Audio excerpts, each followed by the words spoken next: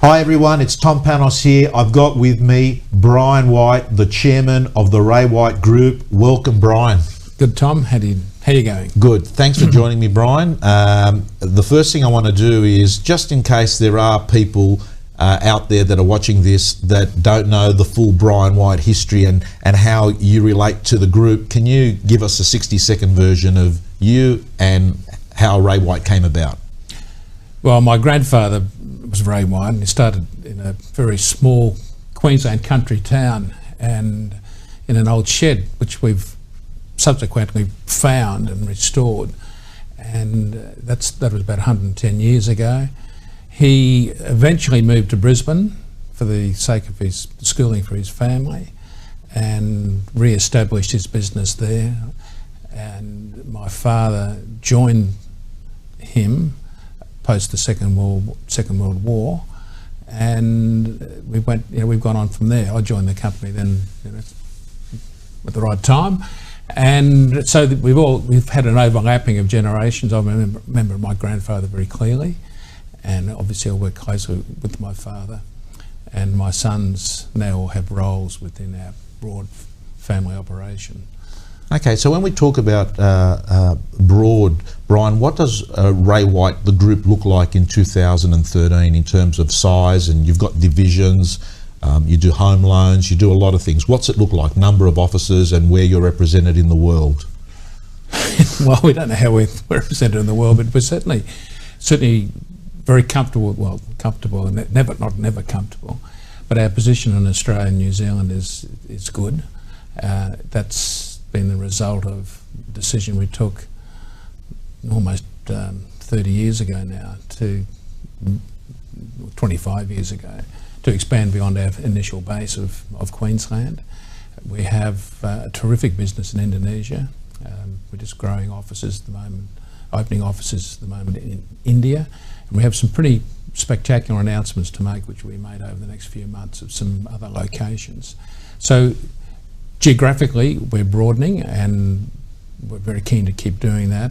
We've gone broader in terms of our activities, certainly with home loans. My son Sam is the driver of the loan market, which is certainly a very significant player now in that mortgage business. So how many offices is there all up? We've got 1,000. 1,000, okay.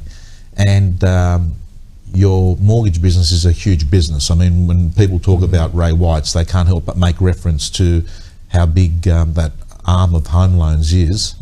That's Sam's baby? Yes, he's done a great job. Okay. We were having a conversation 2-3 weeks ago when we were having that coffee, and we talked about a few things. And one of the things that triggered me about having this interview is that you've got an amazing helicopter view of the industry. You've seen characters come in and out over your term running the group, and you see interesting people that have got loads of energy that come in and do well and stay well, and they're sustainable, and you have people that come in and they set the world on fire and they don't do the distance, they disappear, and you see salespeople that are good and the same thing happens. Brian, a helicopter view, what have you learnt about the owners of businesses, the Andrew Bells, the Craig Ponnies, Michael Fingers, Damien Moores? What makes them so good? I'm a great believer that the ownership of a real estate business, or the business owner, the career of a business owner goes in cycles. A lot of people think when you start in as a business owner, it's virtually a straight line from then on, right through one's career. No, I don't. That's not as I see it.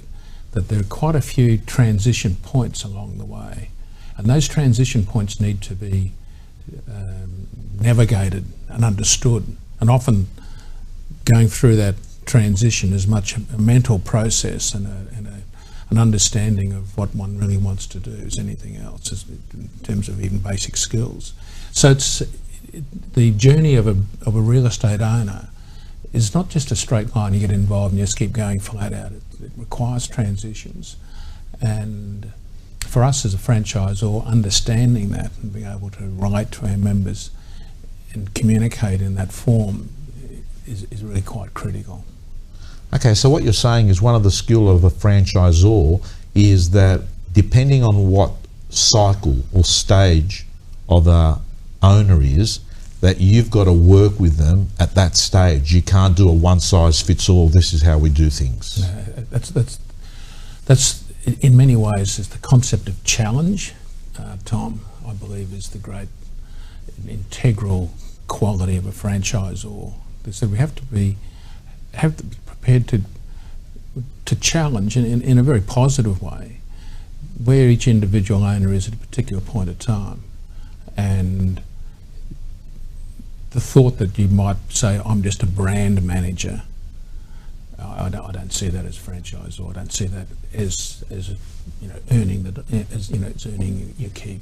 Right. Okay, that's a very, very interesting paradigm to look at it. That what you're saying is that what a good franchisor should be putting on the table is not necessarily just a brand and a few bits and pieces with training and that, but it's to work down the path of this person as they evolve and change and different milestones, and to have someone to watch their back while they're doing it, while they're going through it, and help them develop. Brian, does a good salesperson progress to be a good principal? Is that the way it works? It's the eternal question. It's the eternal question. And we've faced that ever since I can remember. And the success stories of salespeople transferring to effective business owners, it's all part of those cycles. Right. The concept of a salesperson going into his own business, we describe that as the go-go phase. That it's really a salesperson who actually owns his business rather than a salesperson working for someone else. And then one of the great transitions, the first key transition is becoming a business. Right. And the new principles start happening. The concept of leadership, understanding leadership. Leadership is a very uncomfortable word for most people. Most people don't consider themselves to be natural leaders. We've used this term, born leaders. Not too many qualities people describe as you're either born or not born, but it somehow gets attached to leadership, and it's all part of this this difficult concept that for when you own a business, you actually entered the leadership business. I always, when I'm talking to my business owners, so you're now in the leadership business, and you may not see yourself comfortably as a leader, but that's your job, and that's how you'll be rewarded. And I often describe as profit. And I go through a whole sequence of why I think this, but effectively profit is the payment for leadership. And there's a lot of things people can, a self-made leader can be massively successful. And you might have, as a younger person, you say, well, he'll never be a leader. He's not a leader in the schoolyard, he's not a leader in his social structure. But with discipline and understanding and with practice, they become fantastic leaders, in many cases far better than a natural leader. Natural leaders can often stray, lose discipline, which can be quite damaging, certainly in a time sequence. So these are the questions of, to your question, can a salesperson be a good business owner? A salesperson can create quite an excellent opening business, but there are then different processes to go forward to have a business such as you've already described with some of the names you've already mentioned. Okay, so to the viewers out there, I mean, that is an absolute golden nugget, and I'm probably not going to say it the way Brian said it, but profit is the currency of good leadership, and it's something that you might not be born with, and it's something that you might not like, but what you're saying is it's not optional, it's mandatory. Absolutely. Brian, I've noticed that you've got the Ray White brand's got an amazing presence and cut through in the marketplace. It's a term that I use, an attraction business, and sure, there are good officers and bad officers in all the groups around the country, but in general I notice that you're very much a marketing business, very media savvy, a big user of the auction system in most parts of Australia. Is that something that has come as an accident? Has that been intentional strategy? How is it that you as a group are more focused on, say, auction and marketing than some other groups? Well, it's DNA. Right. I can remember my grandfather describing auction, and the phrase he used, auction means action, and it's pretty sort of straightforward, or fairly simple, I might say, a bit simplistic argument.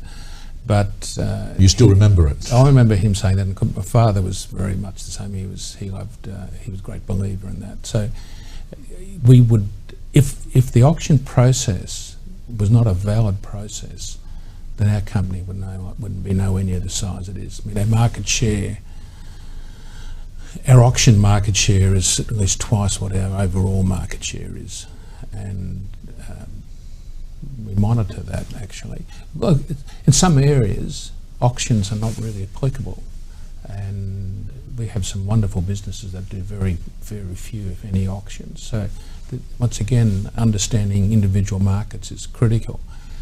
But fundamentally, overall, it just brings massive benefits to sellers. I mean, if it didn't work for sellers, the thing would. And over time, some of the big challenges we've had have been when companies have formed a business model based upon auction is deceitful, auction is dishonest, auction robs vendors of capital just to support the marketing for individual agents. If that was correct, then our business would have ceased a long time ago. Yeah. Brian, the word ambition, we spoke about it the other day, and we talked about the fact that it's just a word, but it's actually a special word. It means a lot. It's something that you feel resonates with very successful owners and real estate people. Tell me more about what that word ambition is and the context of real estate agents. Our ambition is tied in with the word want, which is also tied in with leadership. And it's this display of ambition can be discomforting at times. It can rattle the cage. Hey, I'm ambitious. I want to do this. I want to do that. And hey, often the comment is, "Oh, don't be so ambitious. Sort of stick into, the smaller sort of structure." It's another great challenge for franchisors is how to go with ambition. It's the breakthrough driver. You talk about Andrew Bell. I mean, his ambition is unbelievable, and Greg's, and I would take that with some pride that as a company we've been able to go with that ambition. We haven't said no, you don't do that, someone else does that, and so forth. So and those people create breakthrough opportunities for an organisation. I'd hate to have a network where everyone was just saying, "I've just got my own little area and I just like to sort of make a reasonable living," and that's fine. If you didn't have the ambitious people that are saying, "Why can't I have 100% market share?" which is often the comment, and you think, how weird is that? But at the same time, when you have those people in an organisation, just great things start happening. But you've got to be able to run with that, and it's one of the great joys of being a franchisor. Do you love the role of franchisor? Absolutely. I mean, you've been doing it a while, Brian. I mean, after a while, the law of familiarity says that it all starts to look the same. I noticed that you're energised. I mean, when I talk to you, I think to myself, it sounds like Brian's just starting off as a franchise manager, you know, in his first week. You sound excited and curious about what people do around the country. How do you keep that energy, passion level, rock up bringing that version of yourself to meetings, to principal sessions? How do you do that? I mean, is it hard work? It's certainly not hard work. It's oxygen. And one phrase that we had when we had the battle for market leadership, and when that battle was quite intense, at a point when we knew we had a market leadership position, which I believe is a potential crisis, one of the cycles that I do talk about. What happens when you do become market leader? What do you do next? For us, I see it that we're now just chasing our potential, and the closer we get to that potential, the further away it suddenly becomes. We're further away as a company now from our potential than we've ever been, and that alone is just riveting. And I've often said that I'm the luckiest guy on the planet. I wouldn't change with anyone. Every day it's just an extraordinary joy. In the ups and the disappointments, it's all how blessed I am. Brian, you talked about just then, when you're doing well, it's also in a vulnerable time, or I think you alluded it's a sensitive time. You can't take things for granted. Can you elaborate more on that? Yes, I can. We've got a number of case studies of in this industry, not just within our group of people who've been so keen, so ambitious to become the market leader, or to create a great business, or to get so keen for a particular aim, and when they actually get that, well, what do you do next? Well, get another aim. But how do you replace an aim that's sort of really central with something that's still as riveting and with the same capacity to drive you? Yeah. And taking charge and becoming the leader in a particular market, which may have been a 20-year ambition for someone, and they now achieve that. What do you do? Just keep staying the market leader? Yeah, that's. So what I mean, so that's an interesting point, because I see that happen again, where people start off, they're getting in early, they're working hard, they're sharper, they're smarter, they're doing everything better than the competitors. They overtake the competitors, and they keep up that pace for a while, and then you just see this concept where I say nothing breeds failure like success, because when you become successful, you actually stop doing the things you did that got you there in the first place. Yeah. What do you do as a franchisor? Are you sitting there encouraging an office to actually then be looking for a bigger goal? Like, for instance, would you encourage someone that's become the #1 office in a suburb region area to go off and open up another office so that they've got that same energy and they're growing, or what? Not necessarily. I think one of the breakthroughs that can happen is you just say, I just enjoy running a great business, and that's a breakthrough. And it's different to I've got to be #1. And if you can transition to say, I just love running a great business. I'm proud of my staff. I'm proud of the fact that the quality of the service I offer to my community. I feel good in the fact that I'm able to influence people in terms of bringing better skills. That's one of the transitions. And people are actually just loving running a first-class business without, am I #1 or #2? Right. And when you get to that attitude, you end up almost, you go on another great spurt, because just great things start happening when you. That environment is generally a very creative leadership environment. Brian, I want to ask you, if you were meeting yourself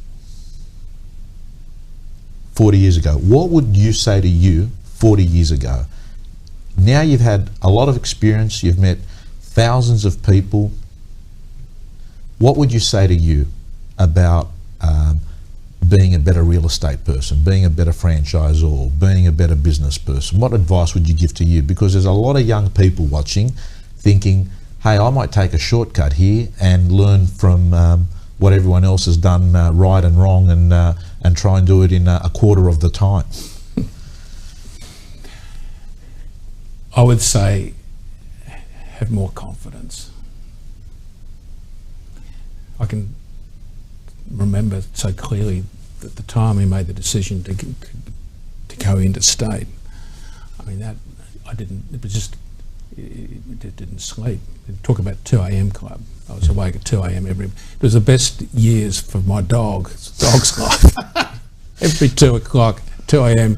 he was there, tail wagging, and off we went. Walked the neighbourhood, went for miles. And he knew where the cats were, the possums were, such and such. And it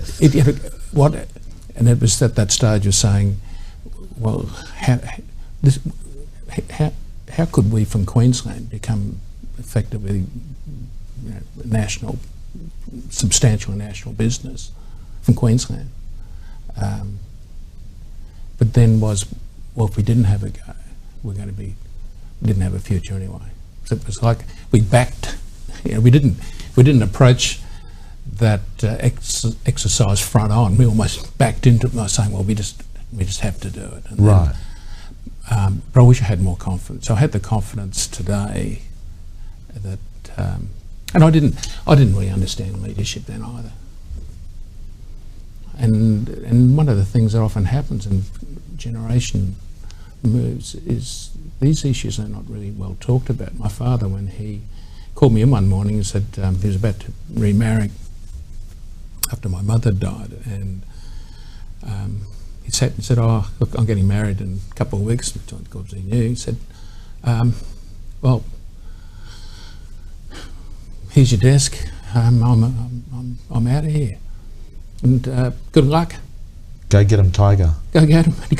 He said, I didn't have a secretary, of course. Then he had a secretary. He'll be your secretary. Cleaned my desk. Off we went. And what do I do? How do I relate to people? How do I handle the sort of the issues? So many of which are all based. So you're a bit self-taught here, Brian. I mean, you didn't. But I think all of us are in the end, aren't we? We have influences, and you end up with peer groups that can be fantastic, which I've been blessed with too.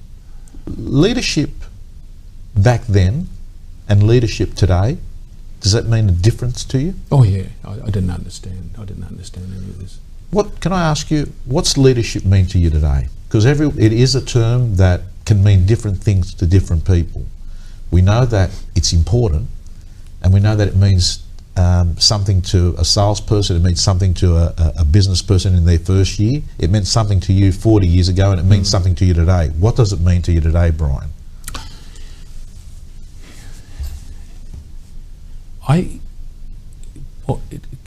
To me, it comes down to the first key question is what do you really want? What do you want? And not just sort of what do you want. I'd sit down. Look, we've got a session here. Put down on a piece of paper what you want. No. It's what you want in your gut. And if you haven't got it, it hurts. And probably I was lucky or fortunate that I had that sense of family history and the way my grandfathers talked and my father talked about offering quality, offering value, being proud of what you stood for. I just have wanted to run a first-class business forever. Right. And I've become more comfortable to understand that that's where leadership stems from. I yet to know of anyone who's been have any effectiveness as a leader who hasn't absolutely wanted to do it. You can't talk yourself into this. I've got to say, Brian, and to the viewers out there, I think that is just 30 seconds of gold, because I've always said, Brian, you can show someone what to do, you can show someone how to do it, but you can never make them want to do it. And I think you've summed it up beautifully. What is it? Not that you dabble on it, or that you're sitting in a brainstorming session and say, I'd like to write this and that. What is it that you can't exist without?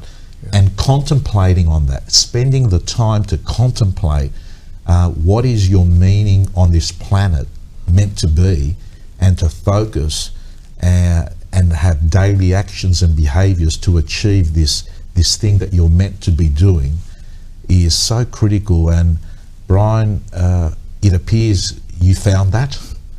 You've got to be very proud of your group, your people, and I just think you're a great living example of someone doing a job that they like and they're good at, and they get not only give energy to others but get energized from the job and others. Thank you so much. Been a great joy, Tom. Thank you. Thanks a lot, guys. That was Brian White, Chairman of the Ray White Group.